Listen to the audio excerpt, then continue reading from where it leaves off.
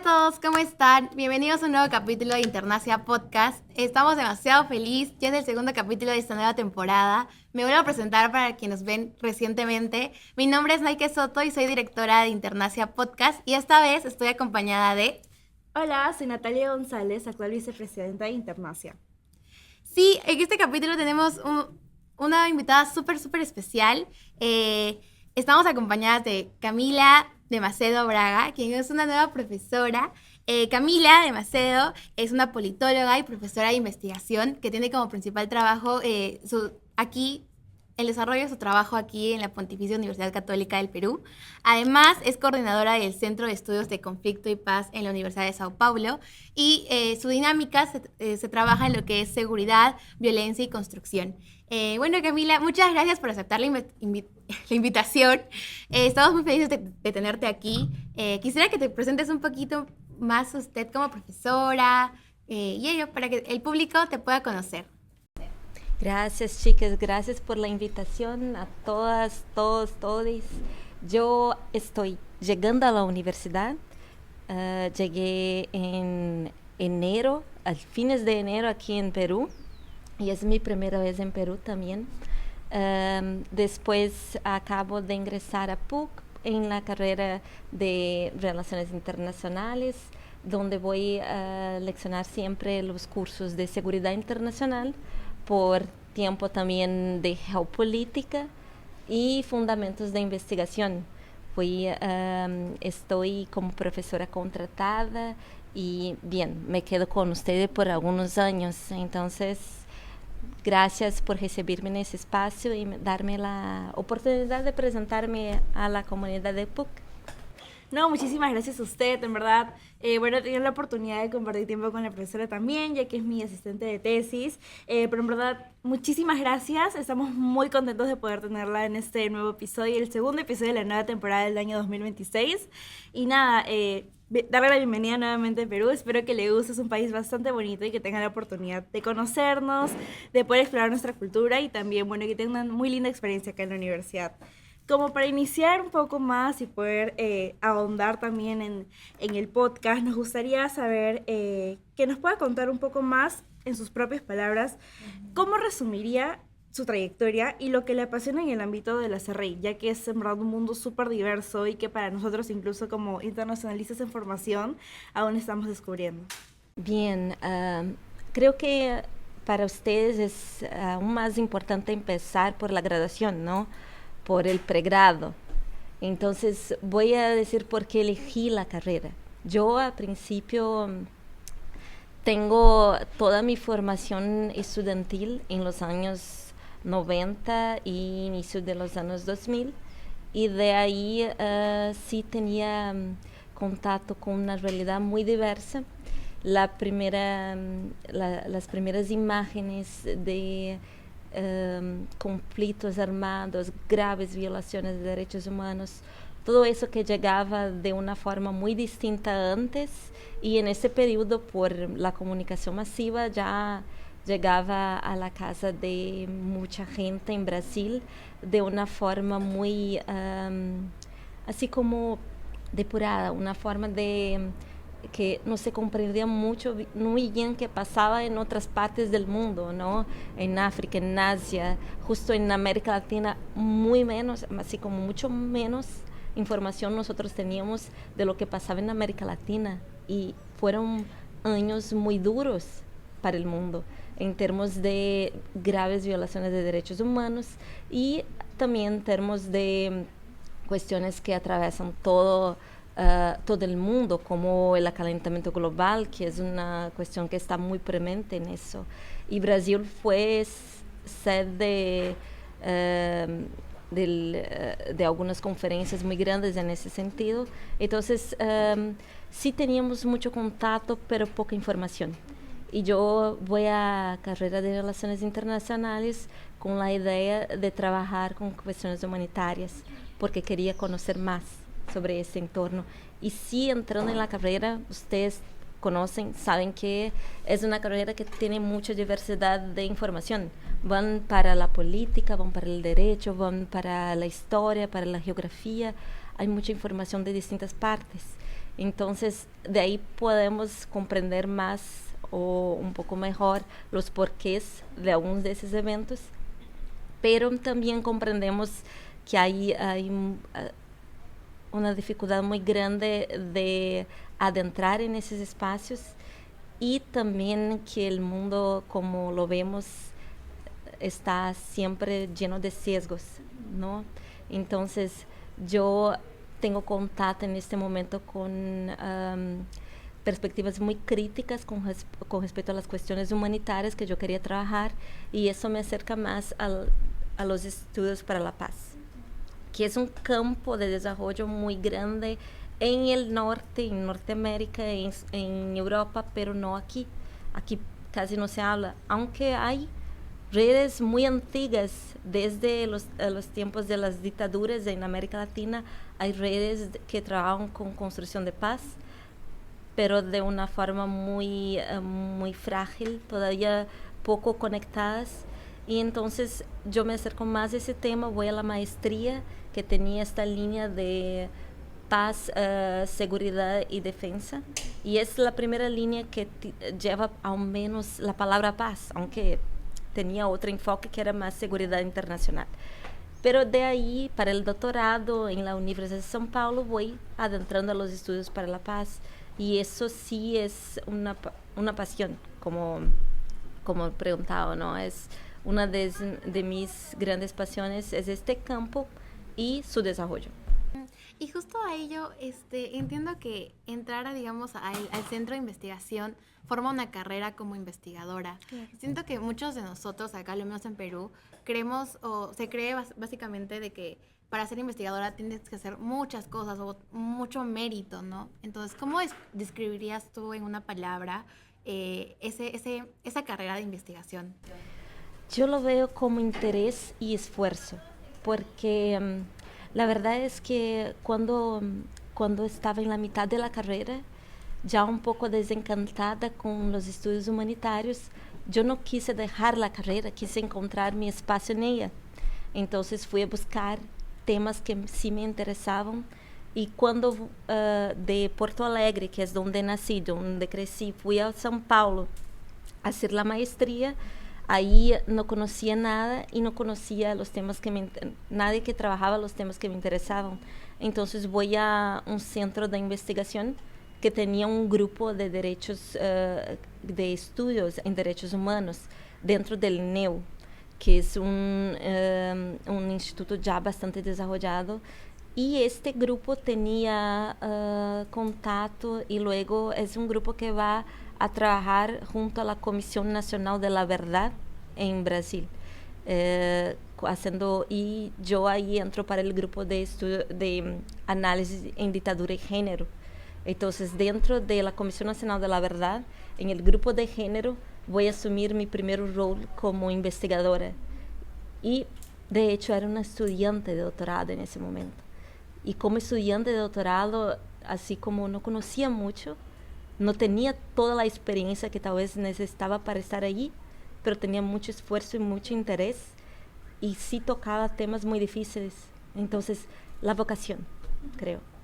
No, y súper interesante, en verdad, justamente desde nuestra asociación, pero también desde toda la carrera. Creo que muchos optan por el mundo de la investigación porque les llama la atención. Igualmente aquí en Perú también, bueno, hemos vivido bastantes conflictos, como lo que vivimos del terrorismo, y siempre hay estos como campos o grupos de estudio que en verdad han ido poco a poco fortaleciéndose con el paso de los años, ¿no? Algo que mencionó y me llamó bastante la atención fue que justamente todo esto empezó en los años 90, 2000 para usted, cuando entró todo este mundo de la CRI.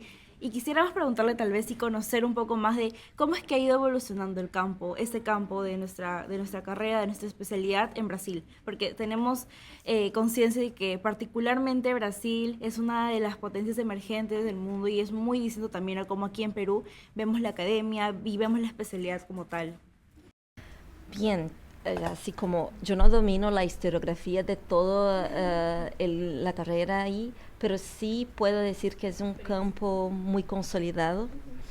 Empieza con una carrera muy acercada a la diplomacia, y entiendo que la carrera diplomática en Brasil es un campo bastante independiente, ¿no? Tiene una autonomía muy grande en términos de generación de la política externa y así como siempre tuve mucho contacto con centros de investigación, con lo que podemos comparar con think tanks, en Brasil, sobre todo en el centro, el sudeste y el sur, sudeste, sureste tal vez, y el sur de Brasil, que son las partes, no apenas son las partes más económicamente desarrolladas, con mayor IDH,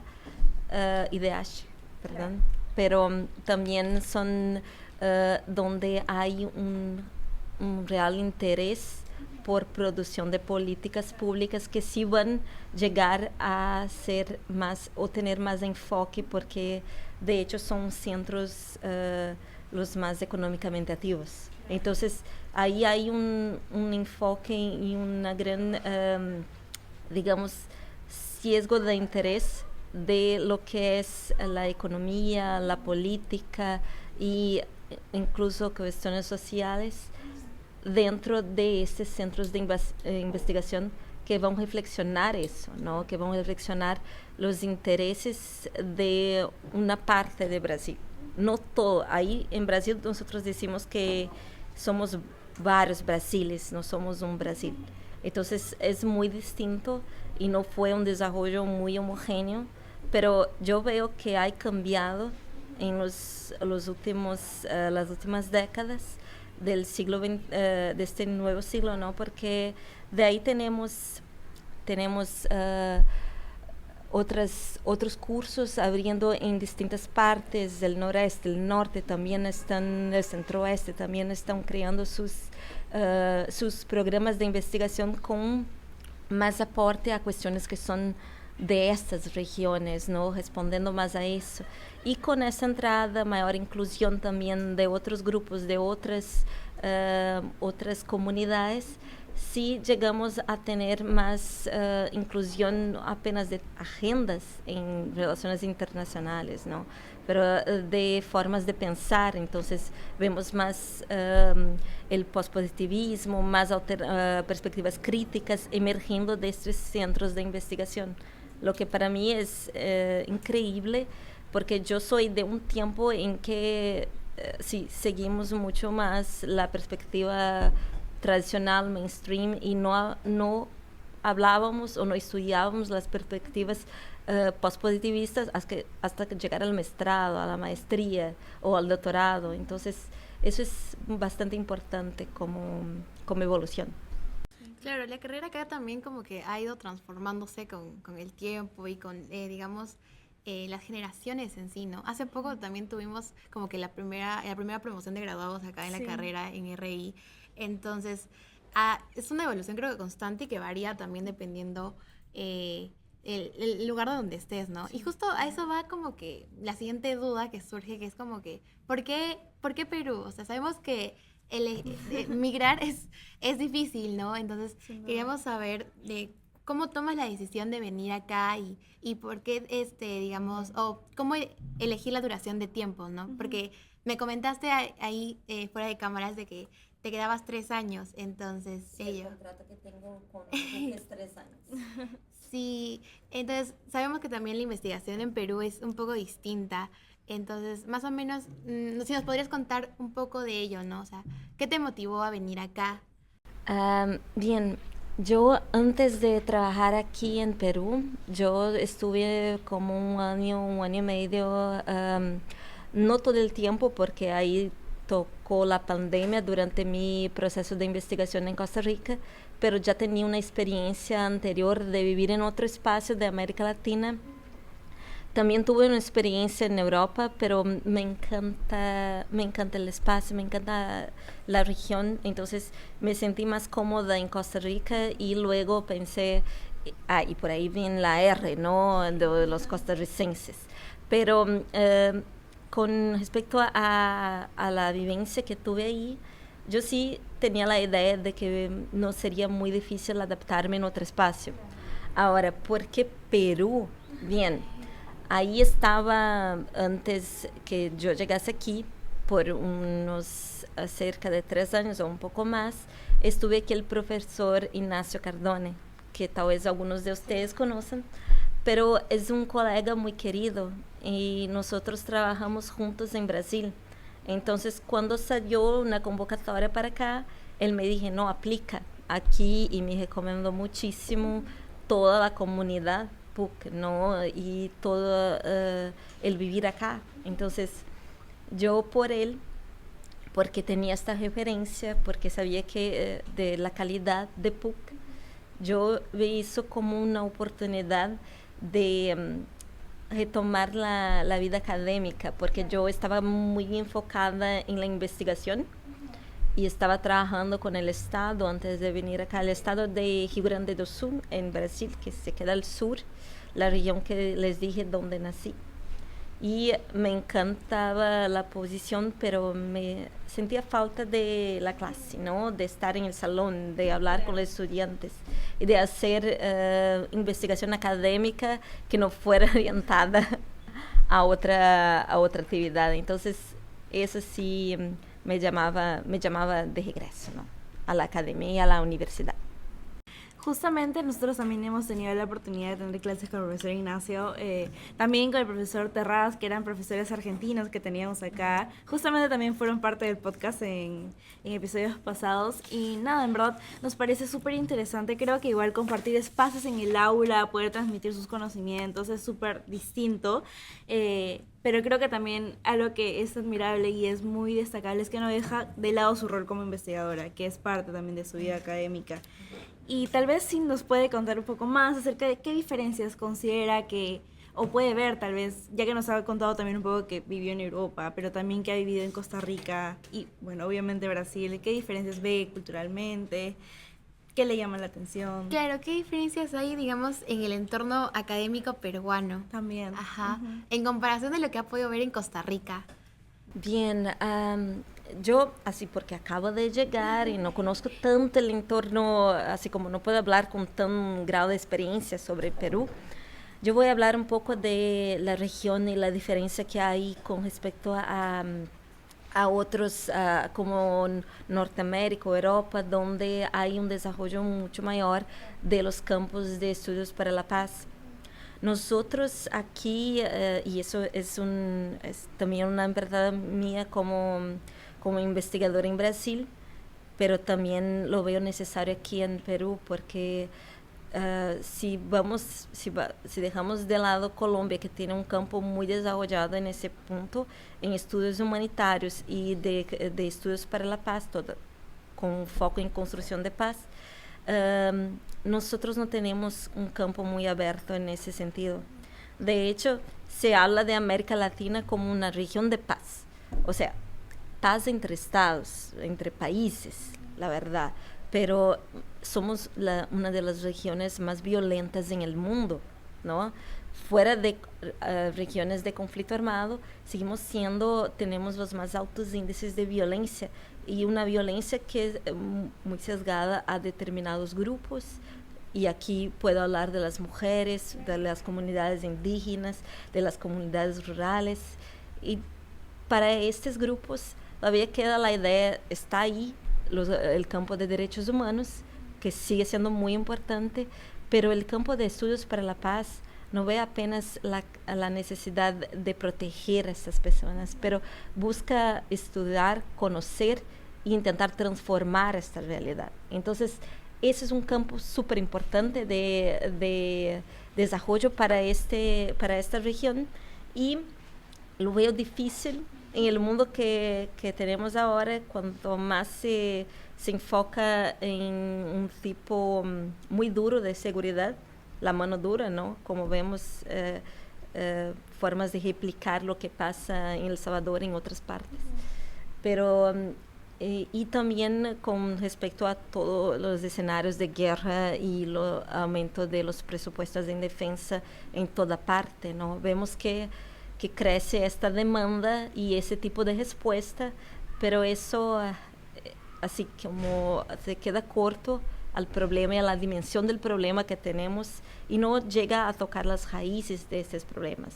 Entonces, sí, la diferencia está, si vamos a hablar de los campos de estudio, de investigación, la diferencia está que allá sí hay mayor desarrollo de esos campos, en espacios que muchas veces hay mayor inversión, por supuesto, en el pensamiento crítico, el pensamiento reflexivo, pero aquí donde se queda aún más necesario hacer esos estudios, hacer o desarrollar este campo de investigación, todavía nosotros, en cuanto a investigadores de ese campo, encontramos muy poco espacio. Entonces, eso sí es una diferencia tremenda. Claro, es como un vacío, ¿verdad? Que siempre está ahí. Y justo me lleva, digamos, a cuestionarme, desde tu perspectiva, ¿cómo se podría fomentar, digamos, que más investigadores trabajen en conjunto y en un solo diálogo? Yo estoy haciendo eso acá, intentando convertir todos, porque la verdad es que tenemos que tener esto en espacios de estudio, en la universidad. Y en Brasil también intentamos hacer esto en escuelas, desde el ensino fundamental, traer que los niños, las niñas puedan aprender también desde esta base, porque es las mentes que tenemos que transformar antes de transformar el mundo, ¿no? Porque sí, toca a todos, pero no podemos hacerlo una persona sola y tampoco podemos hacerlo así. Es un proceso generacional, ¿no? Entonces, sí. Y yendo justamente a lo que me llamó mucho la atención es esto de que en Brasil particularmente les enseñan desde muy niños. Acá, lamentablemente, poder también acceder a la academia en parte se debe a que tengas acceso a la universidad en Perú, ¿no? Es algo bastante, un poco de difícil acceso. Entonces quisiera tal vez si nos puede comentar un poco de esa metodología que aplican allá y tal vez los desafíos que puede significar traerla acá a Perú, ¿no? Es que así como Perú, Brasil también no ha dado pasos muy avanzados en eso. Estamos produciendo contenido para escuelas. Yo no voy a hablar de mí, pero tengo colegas que están hablando de eso, produciendo contenido para y también divulgar, hacer conferencias, hablar del tema con estudiantes de ensino fundamental. ¿Aquí es ensino fundamental? No sé, es las escuelas. ¿Cómo se llama? El ensino básico. Sí, como una... Ensino básico, ¿no? Entonces, cuando son jóvenes todavía no llegaron a seguir una carrera dentro de la universidad, pero sí podemos, desde esos espacios donde el ensino básico es fundamental para empezar a construir el pensamiento crítico, reflexivo, que es necesario para todos los estudiantes, en esos espacios, y trayendo literatura, trayendo con música, trayendo con arte. Esos son formas de promover la cultura de paz, ¿no? Que es donde se queda este enseño en escuelas, ¿no? A través de la cultura de paz. Yo tengo colegas que trabajan con proyectos de investigación, llaman los estudiantes de universidad a las escuelas, a trabajar con los niños y hacer y promover la cultura de paz con ellos. Y eso es muy bonito de ver, porque sí tiene un impacto sobre todo en comunidades donde hay una incidencia muy fuerte de violencia. Sí, justo lo que nos estás comentando, veo que se ha implementado un poco ahora en la nueva forma de educación en el Perú, si bien es algo que es un aspecto que en el Perú se debe mejorar y que poco a poco se está tipo alineando a las expectativas globalmente. Creo que es algo que al fin y al cabo siempre tiene como que una construcción, ¿no? Sí. Y justo me llama mucho la atención, o lo puedo ver porque yo recién tengo 2 años estudiando acá en PUC, entonces justo va para ahí y casi ya para terminar el podcast, ¿qué mensaje le darías a los nuevos ingresantes, a personas más interesadas, ¿no? Chicos del colegio o quizá que sí o que han iniciado a estudiar RI y digamos, ¿qué mensaje les podrías dar para que ellos se animen como investigadores o más se animen a abarcar otros espacios de la carrera? Yo les voy a decir lo que, así me pongo en el lugar de habla de ustedes y pienso que fue importante para mí, ¿no? Pensar ese espacio, pensar la universidad no apenas como un estadio de su carrera, de su educación, pero de su formación profesional como ustedes se piensan como profesionales. O sea, no es sencillo. El mundo que ustedes van a enfrentar después de salir de aquí es aún más complejo, porque ahí está la inteligencia artificial que suma todo y desarrolla mucho más. Entonces, ustedes van a lidiar con un mundo mucho más complejo. Eso hace la necesidad, la urgencia de pensamiento crítico mucho más importante. Entonces, la verdad es que ese es el momento para ustedes hacer la reflexión, ¿no? ¿Qué quieren ser? Y seguir por eso. Yo les digo, desde mi perspectiva, yo fui buscando hacer clases, cursos, cuando estaba fuera, cuando estaba en la universidad misma, hacer algunas prácticas de donde quería actuar, trabajo voluntario. Trabajé en aquel momento con los voluntariados de Naciones Unidas, se hace en línea y se puede apoyar comunidades.